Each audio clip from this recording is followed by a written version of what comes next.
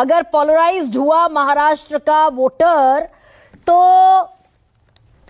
अब जाहिर है अगर पोलराइजेशन हुआ होगा और तो उसका फायदा निश्चित तौर पर बीजेपी को मिलता हुआ दिखा।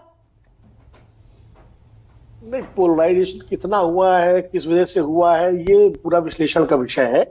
और मैं आशुतोष के सवाल से सहमत हूं कि महाराष्ट्र का निश्चित रूप से ये रहस्य है हमारे सबके लिए कि इतना बड़ा मैंडेट कैसे मिला।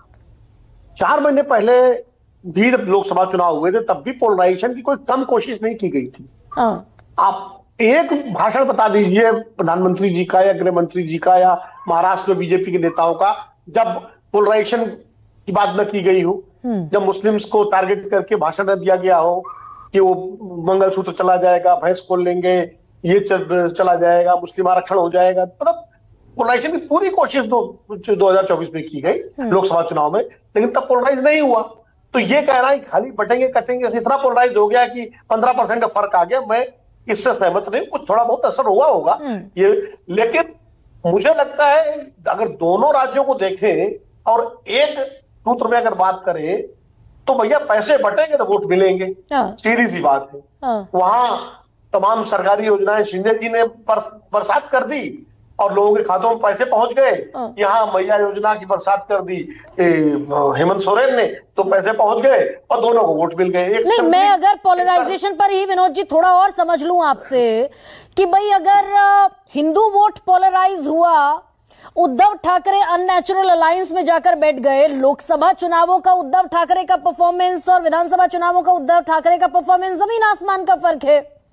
तो उद्धव ठाकरे का अननेचुरल अलायंस में जाना और हिंदुत्व पर सॉफ्ट लिबरल अप्रोच के साथ खड़ा हो जाना, इधर एकनाथ शिंदे उनका मैंने आज ट्विटर प्रोफाइल भी देख रही थी, बाला साहब ठाकरे की विरासत को संभालने के नाम पर प्रखर हिंदुत्व के चेहरे के तौर पर सामने आना, ये तो सीटों में भी कन्वर्ट होता दिखा क्या ये प्रखर हिंदुत्व वाला चेहरा एकनाथ शिंदे का? नहीं, देखिए अगर ऐसा है तो अजीत पवार कहाँ फिट हो रहे थे महायुति में? वो तो सेकुलर पॉलिटिक्स करने वाले हैं और वो लगातार पूरे चुनाव में जो है बटेंगे कटेंगे नारे का विरोध किया। तो ऐसा नहीं है, अगर उद्धव ठाकरे उधर मिसफिट थे तो अजीत पवार भी इधर मिसफिट थे, लेकिन अजीत पवार सक्सेसफुल हो गए, उद्धव ठाकरे सक्सेसफुल नहीं हो पाए। और सबसे बड़ी बात यह है कि अजीत पवार ने जिस तरह से स्टैंड लिया तो उसमें मुझे लगता है अगर विश्लेषण करेंगे संजय जी तो उनकी जीत में मुस्लिम मतदाताओं का भी बड़ा योगदान होगा, खास करके उन पूरे इलाकों में जो मुस्लिम बहुल सीटें हैं जो अजीत पवार के लोगों ने जीती हैं। तो कम से कम इसका मतलब यह है कि मुस्लिम वोटर पोलराइज नहीं हुआ पूरी तरह से, जैसा होना चाहिए था महाविकास आघाड़ी के पक्ष में।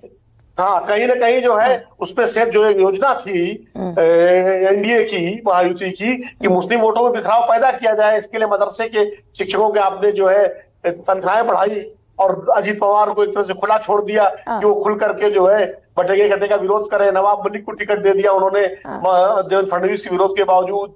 इसके अलावा तो ये सब रणनीति भी काम आई। तो अच्छा, दूसरी बात यह है कि अब आप देखिए नांदेड़ सीट को देखिए, 6 की 6 सीटें बीजेपी जीत जाती है महायुति, लेकिन लोकसभा कांग्रेस जीत जाती है। यानी वोटर वही है, वोट डालने जाता है और मशीनें 2 रखी हुई हैं, एक विधानसभा के लिए एक लोकसभा के लिए। लोकसभा में वो वोट कांग्रेस को दे रहा है और विधानसभा में वो महायुति को दे रहा है। तो ये कौन सा मनोविज्ञान है भाई? तो इसका मतलब कहीं ना कहीं कुछ ना कुछ इस पे विश्लेषण की जरूरत है। क्या इंडिया गठबंधन ने अपनी तमाम योजनाओं के ऐलान में देरी भी कर दी? भाई 3 दिन पहले सोयाबीन का पर क्विंटल रेट बढ़ाते हुए दिखे महाविकास आघाड़ी वाले, जब इधर से ऐलान हो गया 1500 से 2100 तब सामने निकल कर आया हम 3000 देंगे। ये लेट लतीफी भी भारी पड़ी क्या कि कांग्रेस सिमट गई? बताइए, कांग्रेस 16 सीटों पर अगर सिमटती दिखेगी तो क्वेश्चनेबल है ना?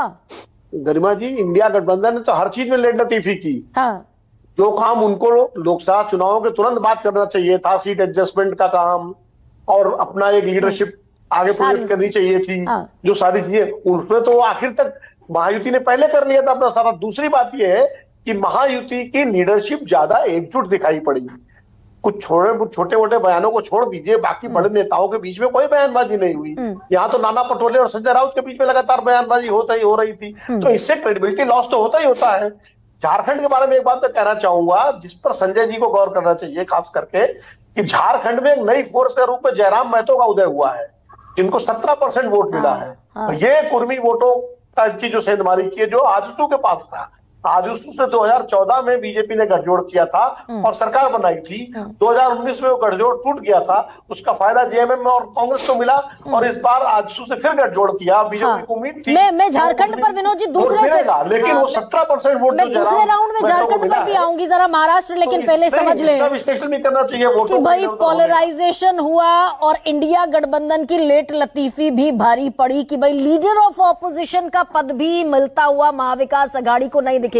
संजय जी आप कुछ कह रहे हैं, एड ऑन कर दीजिए। हाँ। मैं वो आंकड़े बताना चाह रहा था। हाँ। अगर आप मुस्लिम मतदाताओं की बात करें तो देखिए दोनों राज्य में लगभग तकरीबन उनका प्रोपोर्शन बराबर है। झारखंड में भी 15% है और महाराष्ट्र में भी 14% है। तो आप देखें महाराष्ट्र महाविकास आघाड़ी के पक्ष में 55% मुस्लिम वोट, महायुति अलायंस के पक्ष में 22% और अदर्स को चला गया 23%। तो ये बट गया। और झारखंड का भी मैं जिक्र करूं 90 और 9 है, 90% एनडीए अलायंस के पक्ष में गया है मुस्लिम वोट झारखंड में। तो फर्क बहुत है। तो जिसे, और मैं महाराष्ट्र का स्पेसिफिकली अगर संजय जी पूछूं आपसे, जिसे सबसे बड़ा मुद्दा बनाया गया कि भाई महाविकास आघाड़ी वोट जिहाद करती है, चाहे वो नोमानी साहब। विनोद जी इसको स्पष्ट कीजिए कि 90% एनडीए के पक्ष में किया है। नहीं मुस्लिम झारखंड में 90% इंडिया के पक्ष में, इंडिया के पक्ष में नहीं। महाराष्ट्र में संजय जी इसी को सबसे बड़ा मुद्दा बनाने की कोशिश हुई कि भाई अगर वो वोट जिहाद करेंगे तो हमारा एक है तो सेफ है, एक है तो नेक है, उसका काउंटर नैरेटिव है। मुस्लिम वोट भी पोलराइज नहीं हुआ। हाँ बिल्कुल पोलराइज नहीं हुआ, क्योंकि मुझे लगता है कि अगर छोटी छोटी पार्टियां भी और थी जो चुनाव लड़ रही थी, समाजवादी पार्टी चुनाव लड़ रही थी, अलग अलग पार्टियां मुझे लग रहा है चुनाव लड़ी थी, उसका कुछ ना कुछ तो फायदा हुआ। और कुछ लोकल फैक्टर्स रहे होंगे जो इस वक्त तो मेरे समझ में नहीं आ रहा, लेकिन हाँ आंकड़े बड़े साफ बता रहे हैं कि 55, 22 और 25, और अगर झारखंड को देखें तो वहां 90 और 9।